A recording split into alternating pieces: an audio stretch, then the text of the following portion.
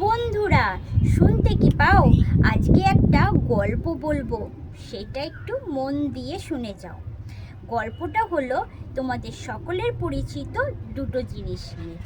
সেই দুটো জিনিসটি কি? একটা হলো পেন্সিল আর একটা হলো রবার। জীবনেরটাও কিন্তু এই পেন্সিল রবারের মতন।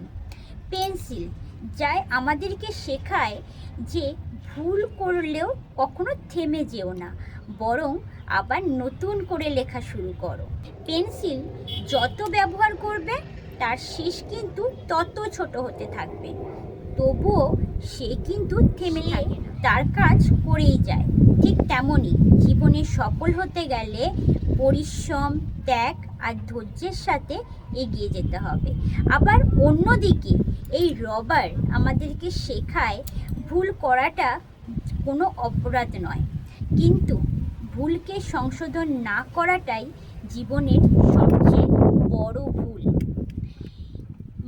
রবার পেন্সিলের ভুলগুলোকে মুছে ফেলে পেন্সিলের লেখাগুলোকে আরও সুন্দর করে তোলে। পেন্সিল নিজে ক্ষয় হয়ে যায়, কিন্তু তার ভুল সংশোধন করার ক্ষমতা কিন্তু সে বজায় রাখে। ঠিক তেমনই আমাদের জীবনেও কিছু মানুষ আছে যারা আমাদের ভুলগুলোকে সংশোধন করে। সেই মানুষের অবদান কিন্তু আমাদের জীবনের কোনো অংশে কম নয়। সেই মানুষগুলো হলো আমাদের বাবা মা। আমাদের বাবা মা আমাদের জীবনের ভুলগুলোকে সংশোধন করে রবারের মতন একটু একটু করে ক্ষয় হয়ে গিয়ে আমাদের জীবনের থেকে সরে যায়। তাই বলি, বাবা মাকে সম্মান করো, ভালোবাসো, তাদের মূল্য দিতে শেখো।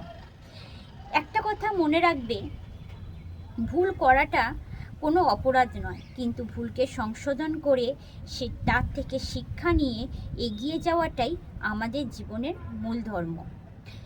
ভুল করাটা হলো আমাদের জীবনের একটা অংশ, কিন্তু ভুল থেকে শিক্ষা নিয়ে এগিয়ে যাওয়াটাই হলো আমাদের জীবনের সাফল্যের চাবিকাঠি।